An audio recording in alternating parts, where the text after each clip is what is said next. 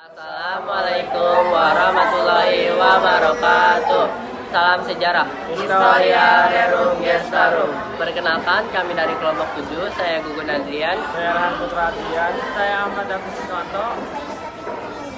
Saya Nanda Dipa Faida. Di sini kami akan mempresentasikan materi ekonomi SBY. Di sini, kita akan membahas sejarah kebijakan ekonomi pada masa pemerintahan SBY.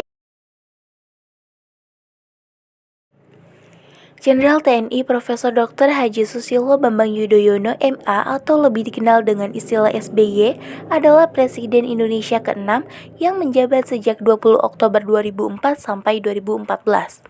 Ia merupakan presiden pertama di masa reformasi yang terpilih melalui pemilihan umum secara langsung.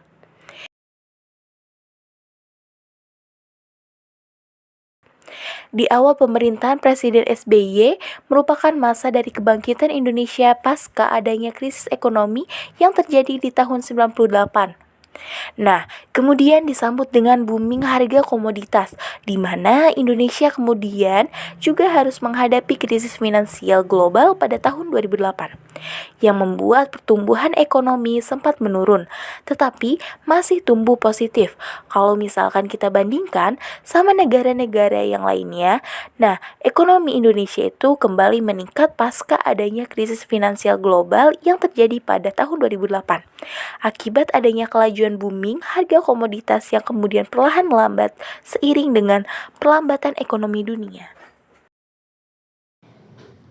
Mari kita coba lihat untuk tingkat PDB per kapita kemiskinan dan angka pertumbuhan ekonominya. Kalau misalkan kita lihat, di tahun 2004, PDB per kapita adalah 22 juta dan di akhir pemerintahannya 33,6 juta.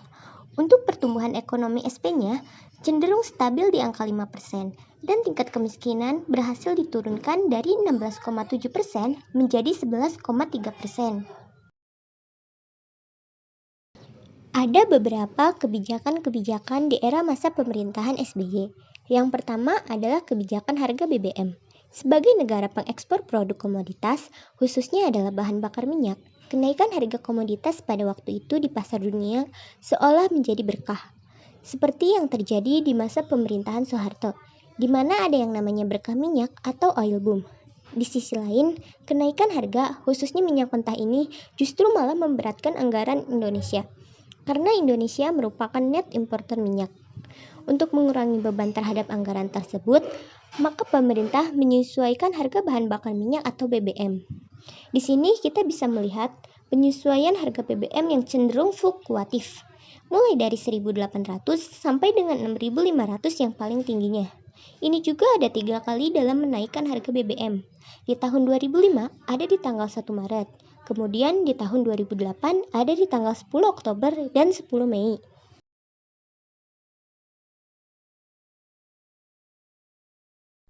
Kebijakan selanjutnya adalah program bantuan langsung tunai, di mana BLT ini dikucurkan tahun 2005 dan juga 2008. Nah, untuk periode pembayarannya di BLT 2005 itu 4 kali, sedangkan BLT 2008 itu 2 kali, dan jumlah bulan di tahun 2005 itu ada 12 bulan.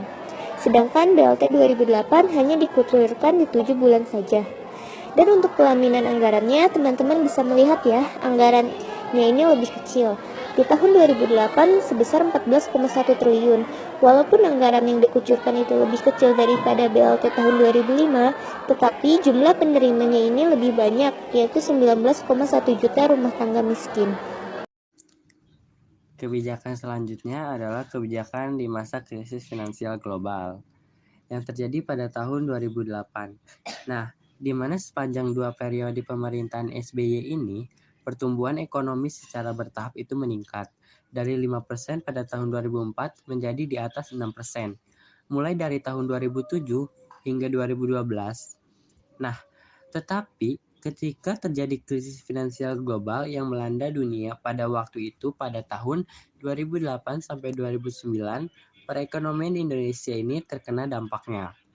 Terkena imbasnya, namun masih dapat bertahan sebagai salah satu negara dengan pertumbuhan ekonomi yang positif. Kebijakan-kebijakan apa yang membuat Indonesia pada waktu itu seolah tidak terkena imbasnya? Yang pertama adalah penghematan pajak dengan cara pengurangan dan penyederhanaan tarif pajak, penghasilan atau PPH, peningkatan pendapatan tidak kena pajak PPH jadi 12,6 juta menjadi 15,8 juta. Kemudian ada insentif pajak dengan cara pajak pertambahan nilai atau PPN ini, misalnya kayak minyak goreng, biofuel, eksplorasi migas, minyak panas bumi, dan lain sebagainya. Kemudian ada subsidi non pajak dengan cara pengurangan harga solar menjadi 3.000 per liter. Potongan tarif listrik untuk industri dan paket pembiayaan stimulus harapannya dengan adanya pengurangan penggunaan seperti ini.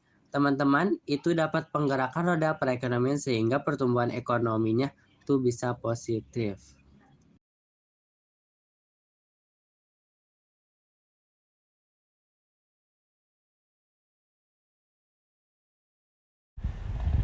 Coba kita bisa melihat ya, Indonesia ada di urutan nomor 3 setelah Tiongkok sama India yang pertumbuhan ekonominya pada waktu itu positif. Walaupun dunia itu sedang terkena krisis finansial global dan kita bisa bandingkan dengan negara-negara di bawahnya yang pertumbuhannya minus. Kebijakan selanjutnya adalah kebijakan percepatan pembangunan. Jadi, pada periode kedua pemerintahan SBY, itu mulai fokus untuk merancang rencana induk guna mempercepat pembangunan ekonomi untuk periode pelaksanaan 2011 hingga 2025. Tadi mana hal tersebut itu tercantum pada Peraturan Presiden Nomor 32 Tahun 2011 mengenai Master Plan Percepatan dan Perluasan Pembangunan Ekonomi Indonesia atau MP3EL yang diterbitkan pada tanggal 27 Mei 2011, di mana di sini mencakup 6 koridor ekonomi atau KE Bali dan Nusa Tenggara, ada Sumatera dan Kalimantan, ada Jawa, Sulawesi, Papua, dan Kepulauan Maluku, di mana kebutuhan dana investasi yang dibutuhkan adalah 4.700 triliun untuk implementasi proyeknya. Di sini terbagi atas 280 infrastruktur dan 174 proyek sektoral. Dan ini membutuhkan dana 500 triliun. Nah, dampaknya adalah indeks daya saing global atau KCI Indonesia itu meningkat ya, yang tadinya 38 pada tahun 2017, kemudian meningkat menjadi 34 di tahun 2014.